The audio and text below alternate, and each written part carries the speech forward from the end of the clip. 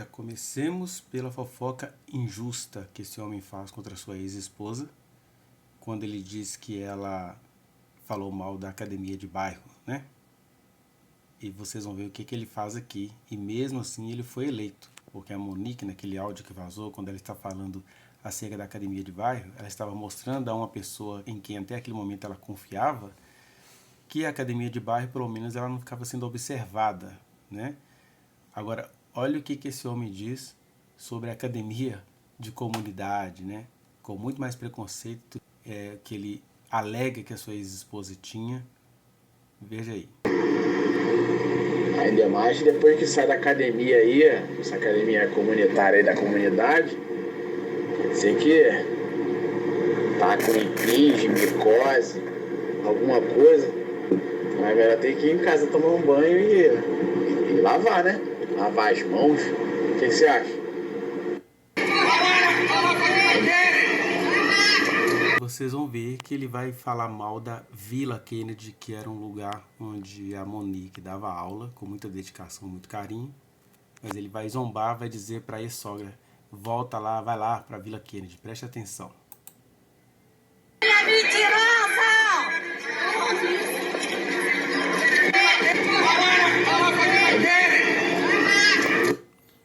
Viu? Ele é a mãe dele, vai lá pra Vila Kennedy, aí a mãe dele completa, vai lá.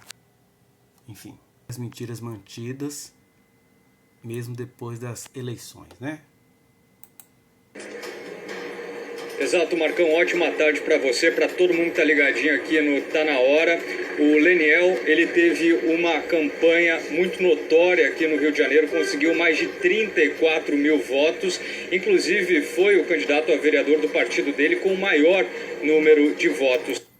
Então vamos à verdade dos fatos. Ele realmente conseguiu cerca de 34 mil votos, mas é só você comparar isso com a amiga dele, a Ana Carolina Oliveira, que em São Paulo conseguiu 129 mil votos. 129 mil, porque as reportagens que vieram um pouco antes das eleições acabaram comprometendo muitos votos que iriam para o senhor Leniel, porque o eleitorado não é alienado, né? Se viesse um pouquinho antes, mas foi necessário uma denúncia, né? Então, eu até tinha colocado um comentário aqui, né? É muita gente mal informada. Vocês não estão vendo a sordidez do pai fake no Teb Notícias? Vão lá, confiram gravíssimas denúncias. Já Monique é inocente e sofre nas mãos desse ex antes da morte do Henri, né? Desde antes da morte do Henri. E aí ele foi realmente eleito entre os 10 mais bem votados, mas vocês percebendo isso, pelo menos 50 mil votos deixaram de ir para ele por causa dessas denúncias que foram formalizadas por uma de suas vítimas na semana da eleição. Então não tinha como noticiar isso antes. E agora a luta continua, né? Agora é fazer notificações, notícia crime, procurar o Poder Legislativo Municipal do Rio de Janeiro para denunciar. Mas vamos ver ainda quais são as mentiradas que vão se continuar propagando.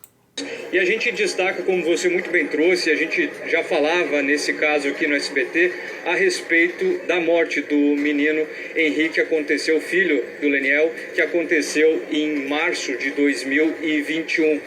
Os criminosos, na época, né, que estavam ligados a esse crime, segundo a justiça, o padrasto, o Dr. Jairinho, que segue preso, e também quem estava junto nesse caso foi a mãe, a Monique.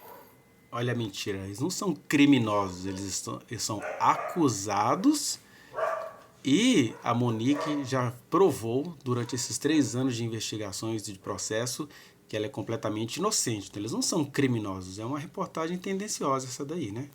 O Leniel conseguiu essa expressiva votação com foco muito no cuidado das crianças e dos adolescentes. Engraçado que ele consegue essas coisas todas sem... Enquanto o filho dele vivia, né? Ele nunca fez nada nem pelo filho dele, nem por criança nenhuma. Aí um tanto de mulher que teve aflições envolvendo filhos, envolvendo crianças, resolveu votar nesse cara que nunca tinha feito nada. Ao contrário da Monique, né? Que enquanto o Henri vivia e ela era professora nas escolas da periferia, quantas e quantas crianças que ela livrou da violência familiar, da violência doméstica, né? Mas todo mundo deu crédito a esse homem que nunca fez nada pelas crianças e passou a fazer por si mesmo, usando a dor e o sofrimento das crianças, né? Então ele tem um discurso político todo ensaiadinho, igual vocês vão ver aqui, ó. Olha o que ele coloca nessa postagem aqui, ó. Na carta a Leniel, Monique diz: se eu pudesse voltar atrás, fazer tudo de novo para tê-lo conosco, até no fundo de casa, lá da casa dos meus pais, tendo uma vida simples, mas com o sorriso dele iluminando todas as nossas manhãs, eu faria tudo diferente. Eu não entendi por que ele colocou essa mensagem, porque na verdade o que a Monique está dizendo é que ela se sentia culpada de, após ter se divorciado do Leniel, ela vir a perder o filho dela. Claro que depois, no decorrer do processo, ela foi encontrando amigos, foi encontrando pessoas que mostravam para ela que a coisa não era assim, que não tinha nada de voltar ao casamento não, que esse casamento realmente fez muito mal a ela. Mas ele coloca essas coisas como se ela estivesse confessando algum crime. Ela não está confessando crime nenhum. Ele está simplesmente dizendo: olha, se para ter ele de volta eu tivesse de viver de novo com você, seu crápula, eu faria isso. Na verdade é isso que ela está dizendo, né? Porque esse cara não foi um marido sério e nem um marido solidário, não. Ele deixava a Monique sendo uma viúva de marido vivo e uma mãe solo com o pai vivo. Aí ele coloca a carta dela, né? Se eu pudesse voltar atrás, fazer tudo novo para tê-lo conosco, até no fundo da casa dos meus pais, tendo uma vida simples, mas com o sorriso dele iluminando todas as nossas manhãs, eu faria tudo diferente. Não, Monique, você fez bem demais em se separar desse homem. Infelizmente você foi atingido por essa tragédia de perder o Henri, mas é inclusive até de mau gosto que ele e as páginas que o apoiam, né, que na verdade são todas ele por trás, fiquem abusando dessa questão, né? Mais uma vez abusando da imagem, da memória do Henri e abusando dos sentimentos corretos que a Monique carrega. E aqui, ó, eles colocam a conversa dela com a prima pediatra, mesmo assim de maneira desonesta. Nós já gravamos um vídeo, ou pelo menos 2 vídeos, explicando item por item do que ela escreveu aqui para a prima e mostrando que na época ela não tinha como saber que ele estava sofrendo violência, porque todo mundo na época entendia que ele não estava satisfeito com a vida nova que ele estava levando, a casa nova, essas coisas todas. Não tinha nada a ver com ela ter visto ele sofrendo violência. A Monique nunca viu o Henri sofrendo violências, nunca. Tanto é verdade que nas conversas com a babá fica muito claro que a babá dizia que iria omitir isso tudo dela, né? Aí nós temos uma outra questão. Nós temos aqui as denúncias que o The Exposed Brasil fez. E preste atenção nesse trecho aqui para você entender como o pai estava usando o dinheiro que as pessoas achavam que estavam doando para a associação que levava o nome do filho dele. Uma baita de uma covardia. Veja só. André, eu posso te pedir um favor? Pode. Tem como você colocar aí aquele print ao qual ele pedindo dinheiro para ela, chorando para ela com relação à questão dos $1.000, depois mais $3.000? Sim, aqui. Por favor. Tem muitas pessoas entrando agora aqui e elas não estão tendo a alusão do que está acontecendo. Ai. Vamos ler aqui, ó. Quero te ver. Falou que estava em casa, uai. É a Miriam, a principal vítima dele, né? E aí ele fala: não paro, posso te pedir uma ajuda? Aí ela: doido. E ele responde: preciso de $1.000 essa semana. Faltam R$2.000 do cartão, R$2.000 do cartão e R$3.000 do aluguel. Mas ele precisava de $1.000. Claro, isso aí vai chegando em outras cifras, né? Mas vamos ver primeiro o que eles vão dizer aqui para eu mostrar o que ele estava fazendo com esse dinheiro na mesma época que ele estava pedindo a ela. Por favor, assistam isso daí e vejam se há algum tipo de denúncia caluniosa. Olha só, olha o triste aí, ó. Preciso de $1.000. Olha, tipo assim, essa semana falta R$2.000 para o meu cartão e R$3.000 para o aluguel. Gente, vocês querem defender um sujeito desse ainda? Por favor, isso é vergonhoso. Eu sei, isso é Deus vergonhoso. Eu não sei em que mundo vocês estão vivendo. Tá aí, ó. Não sei, de verdade, Fernanda. Eu sinto vergonha. Então, gente, enquanto ele pedia esse dinheiro a ela, na mesma época ele estava pagando contas pessoais, que não tinha nada a ver com o projeto que carregava o nome do seu filho. E tem uma coisa que está no próprio perfil, né, da empresa que ele montou. Eu acho curioso que ele ficou correndo 3 anos mais ou menos, né, para se tornar um vereador que recebe mais ou menos aí 15 mil reais, sendo que o salário dele era quase 15 mil reais. É muito estranho isso tudo. Mas olha o que ele fazia com o dinheiro que ele conseguia dessa vítima dele. É bom entender que ele vivia acusando Monique de ter vários homens, de tê-lo traído, essas coisas tudo, que é tudo uma mentira só. Agora, ele, enquanto estava todo mundo vigiando se a Monique estava ou não estava de luto, olha o homem de luto, o que ele estava fazendo, tanto de luto quanto usando o dinheiro da vítima dele.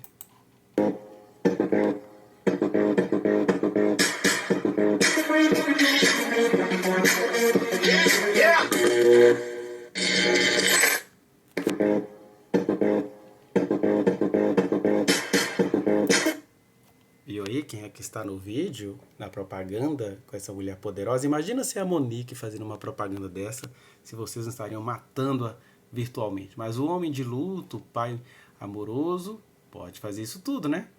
E aproveitando o dinheiro de uma mulher.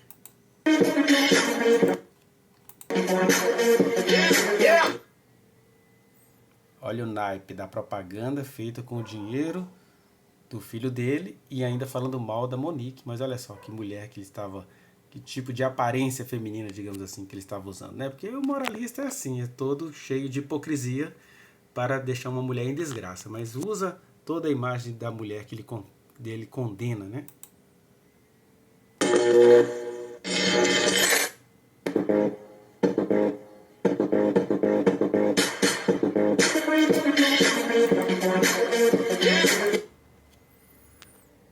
E aí, ó, o pai herói fazendo propaganda.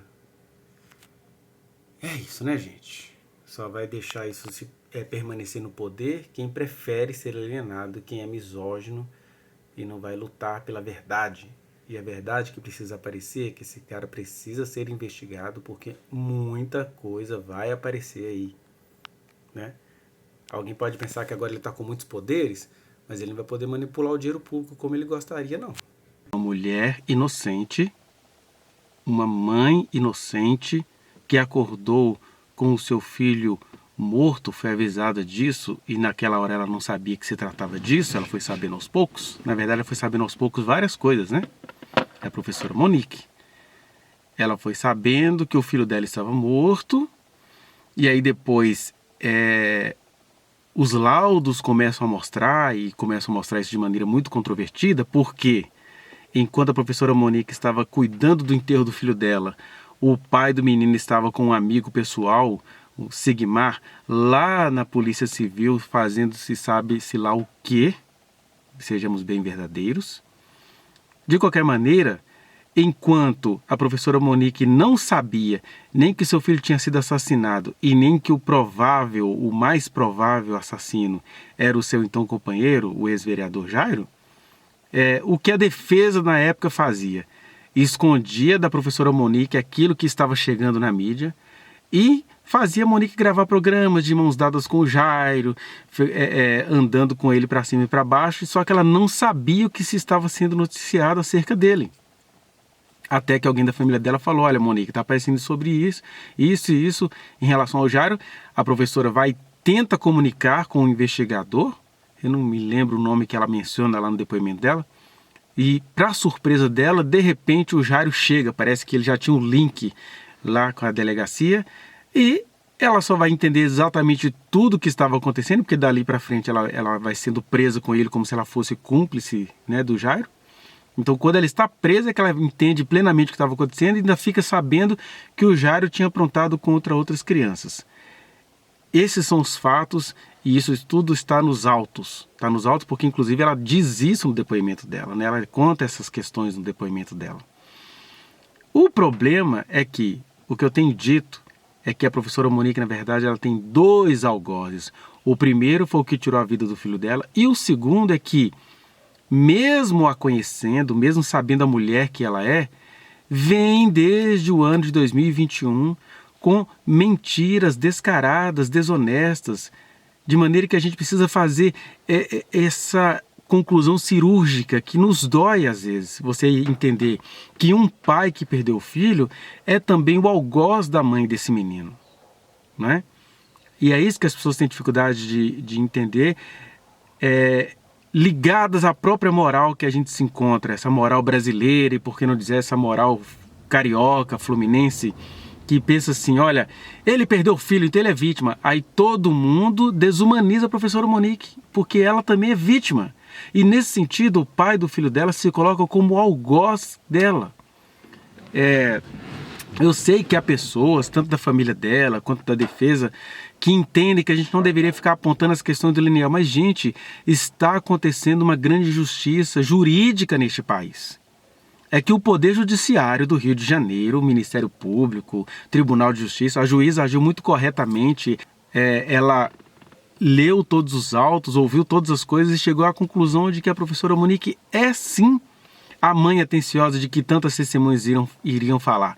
E a gente fica aquelas formulações prontas, né? Mas se ela era mãe atenciosa, por que ela perdeu o filho dela? Porque mães atenciosas podem perder filhos para um companheiro falsário, para um ex-marido que ganhou do Poder Judiciário o poder de ficar mentindo contra a ex-esposa, praticando violências, todas as violações apontadas na Lei Maria da Penha, o seu Leniel está praticando contra a professora Monique.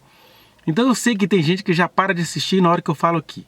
Mas se você é da verdade, ouça todos os lados, não é isso que as pessoas falam? Não é isso que o próprio Leniel gostaria que acontecesse? Que todos os lados fossem ouvidos? Então ouça este lado da minha análise. O senhor Leniel, pai do menino Henri, é também um algoz da professora Monique. O primeiro algoz está preso, será julgado. O segundo algoz está aqui fora difamando a ex-mulher diuturnamente, 24 horas por dia, de podcast em podcast, de igreja em igreja, de associação em associação, para não falar das outras coisas que ele está fazendo. Mas eu gostaria de mostrar algumas coisas para você aqui. Não sei se vai ser possível a gente ver no vídeo, mas o que nós temos aqui, mais alguns conteúdos da entrevista que a Glória Pérez concedeu ao BastaCast, né, que é o podcast que ele fez usando a imagem do filho. Claro que o podcast começou no final do ano passado, mas o senhor Leniel vai mostrando as suas intenções desde o começo. Ah, por que você fala do Leniel? Porque o primeiro algoz está preso e está sendo devidamente julgado.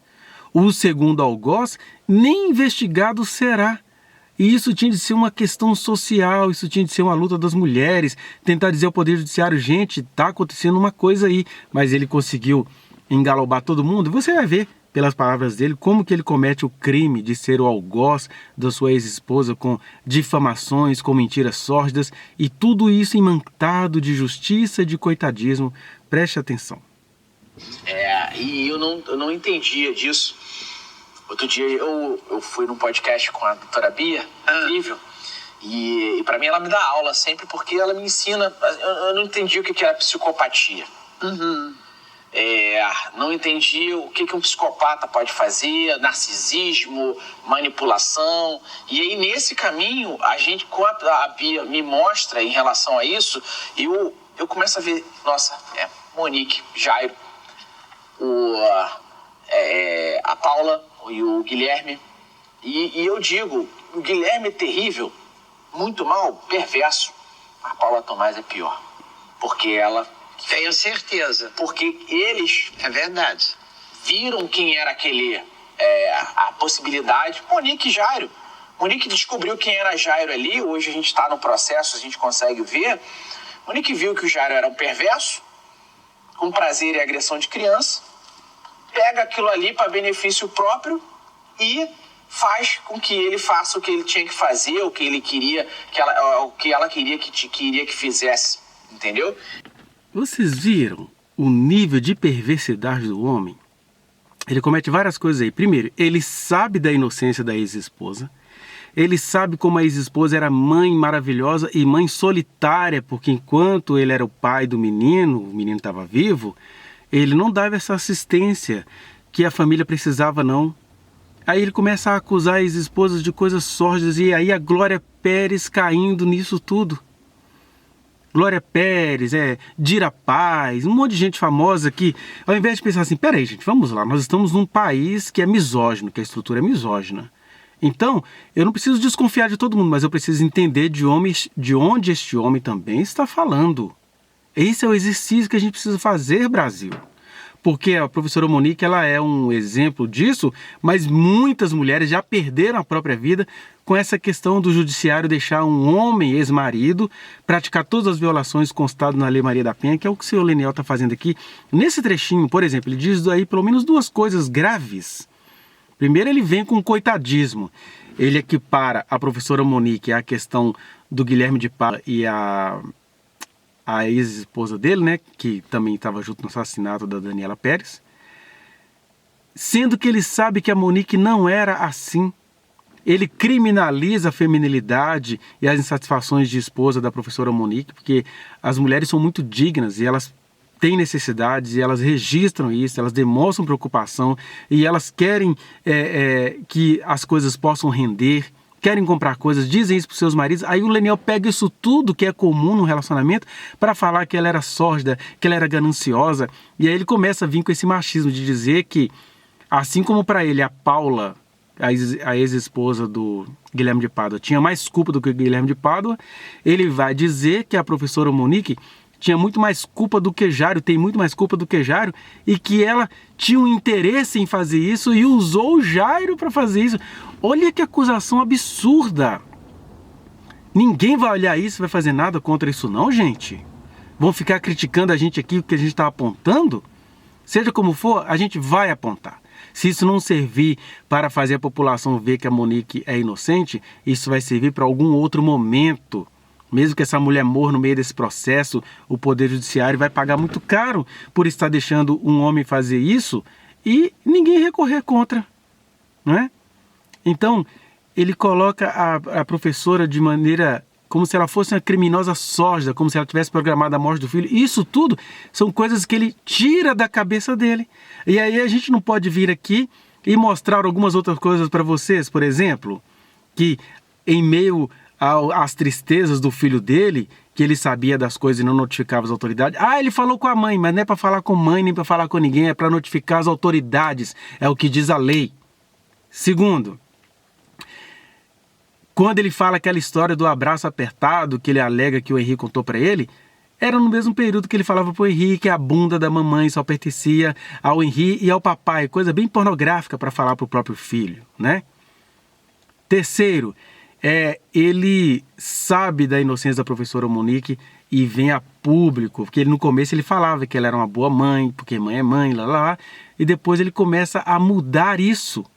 E ao mesmo tempo ele começa a ascender politicamente em relação a isso, enfim, coisas que a gente tem falado para vocês constantemente. Vejamos mais coisas aqui. Então ele coloca a professora Monique como mais assassina, mais cruel, mais perversa do que o senhor Jário. Ele vai mostrar por que ele pensa assim. Mas e olha só. eu leio, a Carolina também me ajuda muito, viveu, o processo dela já está julgado. E assim, a gente começou ali em Riborel numa conversa que eu tive com a Ana Carolina. Puxa, os dois nunca falaram do que aconteceu, né? O Stardone. E o pai teve 5 anos a mais de pena do que a madrasta. Puxa, se eles nunca falaram o que aconteceu, pelo menos a pena tem que ser igual. É o vínculo, não é? É o vínculo. É o vínculo. Viram aí? Ele cai no coitadismo de macho e começa a lutar pelos machos. Ele quer porque quer que a mulher na situação tenha culpa. É interessante que a própria Ana Carolina Oliveira, que é a mãe da Isabela Nardoni, ela mesmo diz que as relações da filha dela com a esposa do pai eram ótimas relações, que elas confiavam. Então, primeira coisa, a Ana Carolina diz isso expressamente nas entrevistas que ela concede, que ela nem quis saber do que tinha lá no processo. Então, ela não quis saber e agora se acha no direito de ficar fazendo acusações daquilo que ela não quis saber. Minha mãe acompanhava. As percepções de uma pessoa são tão diferentes das minhas percepções teóricas, metodológicas, né? E aí o Leniel, no caso, ele faz o contrário, né? Que ele não quer saber do processo. Ele estuda todo o processo e impede a Monique de falar. Desde o começo, ele deu um jeito de silenciar a Monique. Aliás, a Monique agora está presa porque ela estava começando a mostrar o outro lado desse homem. Ele ficou desesperado, foi lá no Ministério Público. Aliás, acho que ele tem mais poderes do que esse Ministério Público, né? Foi lá e conseguiu prender essa mulher com o objetivo de calá-la. Porque se a professora Monique estivesse falando, se a população entendesse o que a professora Monique estava falando, e olha, a gente julga, nós apoiadores dela, nós julgamos que ela ainda estava sendo muito discreta no falar, mas já tinha gente achando ruim. A estratégia era acusá-la de blogueira, e ela só estava começando a dizer o que estava acontecendo, né? Ela foi instruída lá, talvez pela defesa, a ser gente boa com o ex-marido no depoimento, mas ela foi logo vendo o que esse ex-marido estava aprontando, e ela começou a trazer isso a público. Aí eles foram lá e, ó, segura essa mulher, porque senão vai atrapalhar os projetos eleitoreiros do homem. Eu saía de casa com o Henri e voltava de casa e ele nem percebia que nós saíamos de casa. Ele é uma pessoa um pouco mais fria. Eu não lembro a última vez que Leniel disse que eu era linda ou que eu estava linda. Eu me senti solitária de novo, mesmo com ele presente em casa. Infelizmente, ele trabalhava muito. Só que eu também trabalhava. Eu tinha que cuidar da casa, tinha uma tripla jornada dentro de casa. Eu fazia toda a comida, eu limpava tudo sozinha, era um apartamento grande, de 200 metros quadrados, e eu cuidava do Henri, fazia todas as atividades escolares do Henri junto com ele, tinha que dar atenção ao meu filho, brincar com ele, porque não era só de trabalho, nem só de cozinha, nem só de limpeza que a gente vivia, e eu tive que entender, mas me senti mais uma vez solitária. O último dia, assim, que eu lembro que me machucou muito foi no Dia dos Namorados, que eu pedi para ele sair de casa, para ele dar uma volta, pedi para ele comprar algumas coisas, e eu tinha encomendado um monte de balões. Eu e Henri enchemos todos os balões de coração, colocamos na sala inteira, no quarto. Fiz uma mesa linda de café da manhã, comprei presente para ele, comprei uma cesta. Na época, ele me culpava muito que ele tinha engordado, porque eu fazia comida muito gostosa. Ele me culpava, porque ele sempre trabalhando, eu levava o café da manhã na mesa para ele, eu levava o almoço, ele não levantava nem para comer com a gente. E eu sempre dando para ele, na mão dele, o almoço, o café da manhã, o lanche da tarde. E eu e o Henri, a gente acabou ficando de lado. E no Dia dos Namorados, eu comprei uma cesta de café da manhã, de almoço, tudo diet, com itens todos diet, porque ele reclamava que eu tinha feito ele engordar. Comprei um aparelho de ginástica da Polishop, comprei um fone de ouvido para ele se motivar para fazer exercício. E quando eu fui dar para ele, a gente chamou o Leniel para ver o Henri brincando com todos os balões. Aí ele falou assim, por que você está me dando isso? Você está me chamando de gordo? Você está falando... Não tinha sido aquela minha intenção, aquele tinha sido um incentivo. Eu queria incentivá-lo a se cuidar. Então, aquele momento foi o ápice, porque ele não lembrou nem de comprar nenhuma flor para mim. E eu fiz fiz café da manhã, fiz almoço, fiz jantar, e nós brigamos ainda porque ele tinha entendido, ele interpretou mal o meu presente para ele, de Dia dos Namorados. E ali foi quando nós começamos mesmo a não nos relacionarmos mais, a gente parou de se relacionar. Mas ele vem com esse papo, esse excesso de dó de homem. Olha só para você ver, ele vai continuar. Hoje, através da lei Henri Borel, qualquer pessoa que esteja naquele laço ali familiar, elas vão ter a mesma pena. Não precisa ser mãe ou pai, pode ser padrasto, madrasta, tio, avô, tem que se tiver no laço. Então, assim, eu digo, Glória, que nós aprovamos o óbvio. Sim. Não é isso? Com certeza é crime isso. hediondo, assassinato, já era para ser hediondo há muito tempo, desde a criação da lei. É incrível, né? Não existe nada mais hediondo do que um assassinato. É uma coisa que ele faz aí, se aproveitando um pouco da ingenuidade da Glória Pérez, a entrevistada. Ele se coloca como homem, isso é uma estratégia política, eleitoral, né? ele se coloca como um homem que veio resgatar toda essa situação, porque é a partir dele que a lei Riborel veio, que a vida das crianças está sendo salva. Nem está sendo salva, né? Vocês estão vendo aí, tem uma psicóloga do sistema judiciário, me parece que é o Fluminense mesmo, que essa psicóloga, ela invalida tudo aquilo que as crianças dizem no depoimento delas e entrega essa criança ao pai abusador. E cadê a lei Riborel agindo em favor dessas crianças, por exemplo, senhor Leniel? Isso tudo é um discursismo político e a gente precisa ter percepção para não cair nisso, porque eu reconheço a dor dele e sei que ele perdeu um filho, mas o que todos nós precisamos entender para a gente não cair no truque é que a professora Monique também perdeu o filho dela, e aí, além dela estar não podendo ter o luto dela, está sendo acusada, presa, silenciada, e todo mundo com dó só da parte masculina desse processo, e ele com dó dos homens do mundo inteiro, tadinho. E aí, é claro, eles vão falar aí da questão do direito da vítima, vão falar da questão de que os criminosos acabam sendo favorecidos. Só tem um problema aí, na verdade 2 problemas. Primeiro, a professora Monique não é criminosa, então realmente ela precisa desse direito da vítima. Segundo, ela é vítima. Então, o que o Leniel faz? Ele inverte o processo, ele coloca a professora Monique como mais criminosa do que o próprio Jairo e ainda a trata como se ela não fosse nenhuma pessoa, coloca como perversa, psicopata. Ele sai falando aí, filosofando coisas que ele não entende, que ele aprendeu lá com a Ana Beatriz Barbosa, né? É importante a gente entender sobre essa questão aí da luta pelo direito das vítimas, que as coisas não são lineares assim não, senhor Leniel e senhora Glória Pérez. Olha só, há pessoas que a gente pensa que são vítimas, elas podem até ser vítimas de um fato específico, mas de repente elas são algozes em muitas outras coisas, que é o que está se configurando aí em relação ao pai do menino Henri, né? Segundo, há pessoas que a gente pensa que são criminosas, mas elas são uma das vítimas, que é o que acontece com a professora Monique. Então, esse discurso de o direito da vítima, e fazem isso criminalizando a professora Monique, vocês é que estão cometendo um crime. Essas coisas no Brasil são muito complexas para a gente dizer assim, essa é vítima, essa é criminosa. Olha, a professora Monique no começo até pareceu-se criminosa porque nem ela sabia o que tinha acontecido e foi caindo nas estratégias midiáticas dos advogados do caso, que fizeram com que ela andasse com o Jairinho ao mesmo tempo em que ela não sabia quem era o senhor Jairo. Jairinho não, tem nada de nome carinhoso aqui não. Aprendi isso com a minha querida amiga jovem Amanda. Então, o senhor Jairo, ele era protegido pelos seus advogados, que a Monique pensava que eram advogados dela também. Até que quando ela foi começando a perceber, ou seja, ela também é vítima.